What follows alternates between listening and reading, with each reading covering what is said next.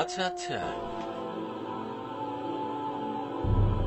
হ্যাঁ এখানে একবার দেখো, এখানে একবার দেখো।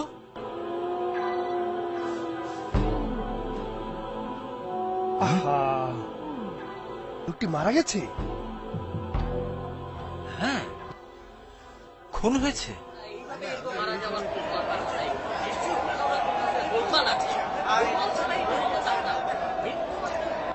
আমার মনে হয় টাকার জন্য তাকে খুন করা হয়েছে। সে নাকি টাকা পরিশোধ করতে চাচ্ছিল না।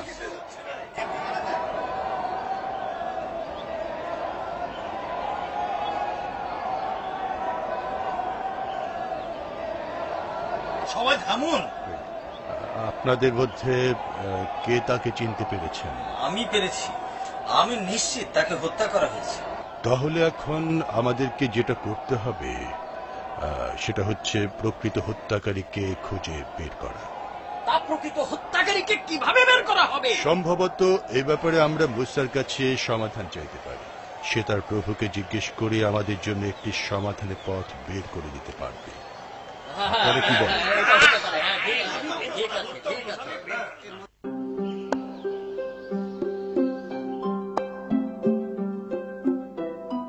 তোমার কাছে আল্লাহ তোমায় সাহায্য করুন। আমি শুধু শুধু এতদিন ধরে আমার হারিয়ে যাওয়া গাভীটাকে খুঁজছি। তোমার পিতা যেমন আল্লাহর উপর ভরসা করে গাভীটাকে খোলা মাঠে ছেড়ে এসেছিলেন, তুমিও তেমনি আল্লাহর উপর ভরসা রাখো, দেখবে একদিন ঠিকই পেয়ে যাবে। যাই, পরে দেখা হবে মা। আম্মু বলেছে আল্লাহ ভরসা।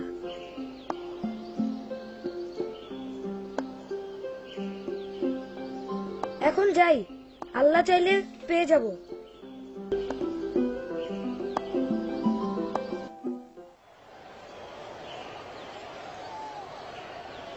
ওই তো মুসার সহচর। হ্যাঁ হ্যাঁ, সেই তো মুসার সঙ্গে কথাবার্তা চালিয়ে যাচ্ছে।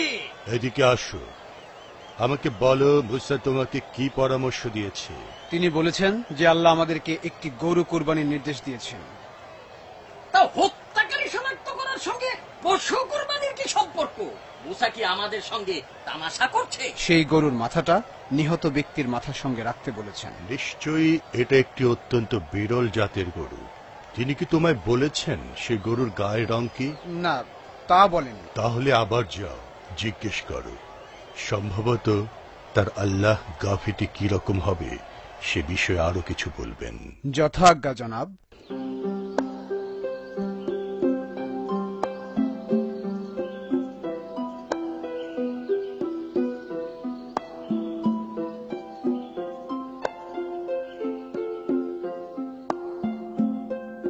হে আল্লাহ, তুমি আমাকে গাভীটি ফিরিয়ে দাও। তুমি জানো আমাদের অবস্থা, এটাই আমাদের একমাত্র সম্বল। তুমি এখন কোথায় যাচ্ছ? তুমি এখনো অসুস্থ। চিন্তা করো না, আমি আগের থেকে অনেক ভালো বোধ করছি।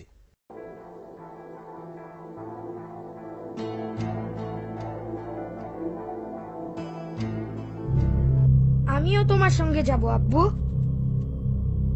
না, তুমি ভেবো না বাবা, আমার বেশি দেরি হবে না। সামান্য কিছু কাজ আছে, সেটা সেরে জলদি চলে আসব।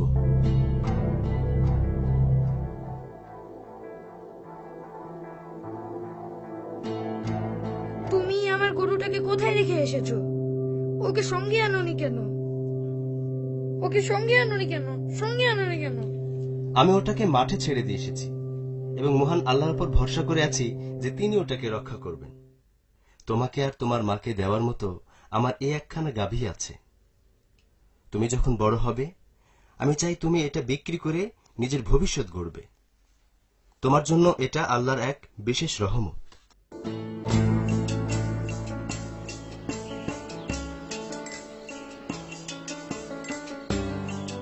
মুসার আল্লাহ তাকে জানিয়েছেন গাভীটি কিরকম হবে। তাহলে বলে ভালো কিরকম হবে সেটি। তিনি বলেছেন যে গাভীটি হবে একেবারে আনকোরা নতুন এবং এটা কখনো কোনো বাচ্চা প্রসব করেনি। তাকে দিয়ে কোনো কাজও করানো হয়নি। সেটা কিভাবে বুঝবো? সব গাভী তো একই রকম। তাহলে অন্তত এটা জানো যে তার গায়ের রং কি হবে, যাতে আমরা তাকে অন্য গাভীর সঙ্গে মিলিয়ে না ফেলি।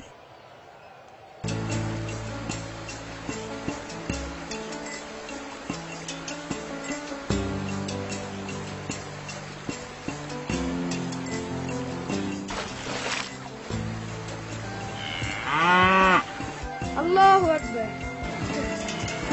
সব প্রশংসা আল্লাহ।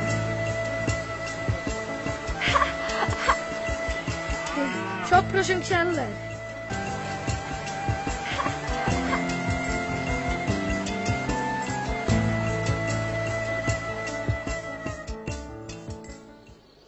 তুমি কি মুসার সর্বশেষ বয়ান শুনেছো? ওটা নাকি হলুদ গাভী। হ্যাঁ হলুদ, উজ্জ্বল হলুদ। আসল উদ্দেশ্য গাভীর মালিককে দুটো পয়সা পাইয়ে দেয়া, বুঝলে না? যথেষ্ট হয়েছে। মুসা আমাদের সঙ্গে তামাশা করছে। হত্যাকারী শনাক্ত করার জন্য গরু জবাই করতে হবে, এমন শর্ত শুনেই আমি বুঝে ফেলেছিলাম যে তামাশা কেবল শুরু। ব্যাপারটা অদ্ভুত। আমরা যতই তার কাছে গিয়েছি এই সমস্যার সমাধান করার জন্য, ততই সে এটাকে জটিল করে তুলেছে। শোনো, চলো সেরকম গাভী খুঁজে বের করি, তারপর দেখি সে কি করে।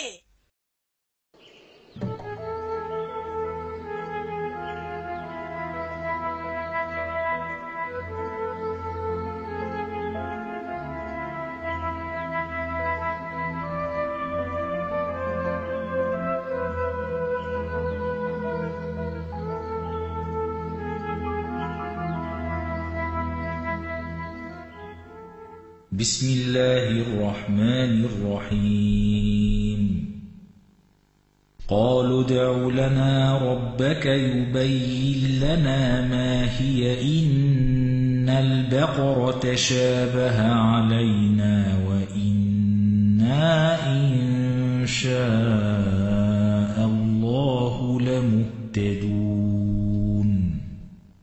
صدق الله العظيم বিসমিল্লাহির রহমানির রহিম। তারা বলে যে, তুমি তোমার প্রভুর নিকট প্রার্থনা করতে থাকো যতক্ষণ না তিনি আমাদের নিকট পরিষ্কার করেন যে সেটি কেমন গাভী। যেহেতু সব গাভী একই রকম এবং আল্লাহ যদি ইচ্ছা করেন আমাদেরকে সঠিক পথে পরিচালিত করবেন। নিশ্চয় আল্লাহ যা বলেছেন সত্য বলেছেন।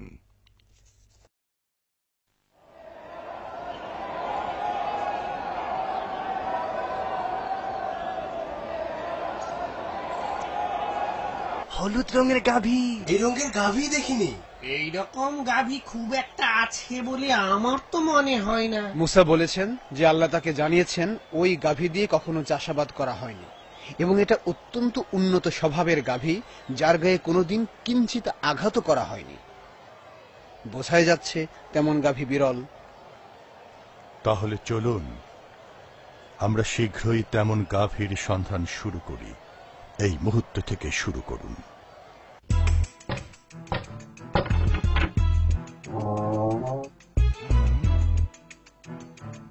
বলুন কি চাই আপনার? আপনার কি কোনো গাভী আছে? না তো।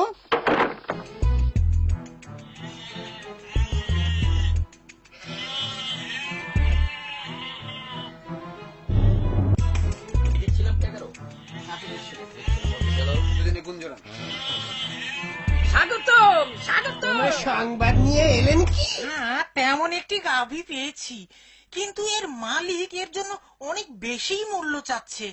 যদিও সে ছোট্ট একটি বালক, কিন্তু ভীষণ রকম একগুঁয়ে। আমরা তাকে আমাদের বিপদের সুযোগ নিতে দিব না। যদি এই গাভীটি সেই গাভীটি হয় তাহলে তার মূল্যটা কিছুটা অধিক হবে বই কি। চলুন, যত দামি হোক আমরা ওটি কিনে নিই। স্বাগতম আবারও। আমরা দেখছি যে গাভীটির অনেক চড়া মূল্য চেয়ে তুমি খামাখা আমাদের কাজে বিলম্ব ঘটাচ্ছ। আমি গাভী বিক্রি করব না, কিন্তু আপনারাই তো বারবার আমার কাছে আসছেন, আবার আপনারাই এর দাম কমাচ্ছেন। যদি আপনাদের সেরকম কোনো প্রয়োজন থাকতো তাহলে এত দর কষাকষি করতেন না। বলো তুমি এর জন্য কত দাম চাও, আমরা তাই দিয়ে এটাকে এখনই নিয়ে যাব। আল্লাহর কসম, অনেক স্বর্ণ মুদ্রা দিলেও আমি এটা বিক্রি করব না আমার আম্মার সঙ্গে আলোচনা না করে। কিন্তু মায়ের সঙ্গে আলোচনার নাম করে তুমি আমাদের ঠকাবে না তো? ঠিক আছে ঠিক আছে, চলো আমরাও তাহলে তোমার সঙ্গে যাব। সকল প্রশংসা আল্লাহর। এই নাও সেই টাকা যা তুমি চেয়েছিলে, অনেকগুলো স্বর্ণ মুদ্রা। শুকরিয়া আল্লাহর। আপনাকে ধন্যবাদ। চলো চলো চলো যাই, চলো যাই।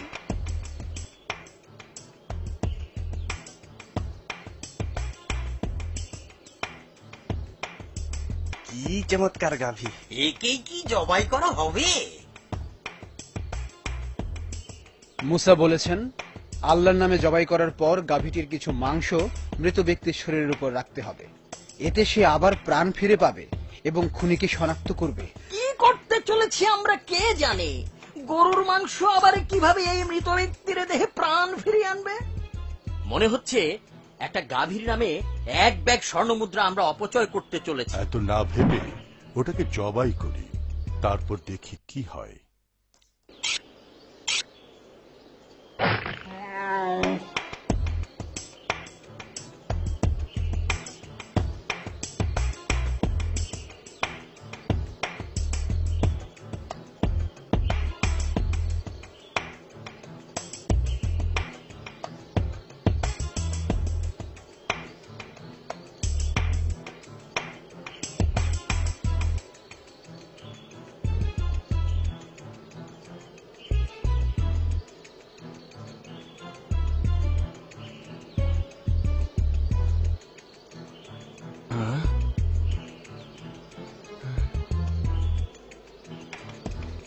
হ্যাঁ, আল্লাহু আকবার।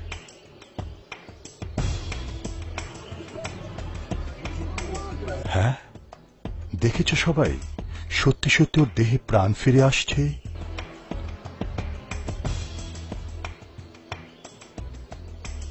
ওই লোকটি আমার খুনি। সে আমার সঙ্গে বিশ্বাসঘাতকতা করেছে। সে আমার হত্যাকারী। না না না, ও মিথ্যা বলছে। আমাকে মাফ করে দাও, আমি খুন করিনি। ও মিথ্যা বলছে। তার খুনিকে শনাক্ত করলো। আল্লাহর বিচার কাকে বলে?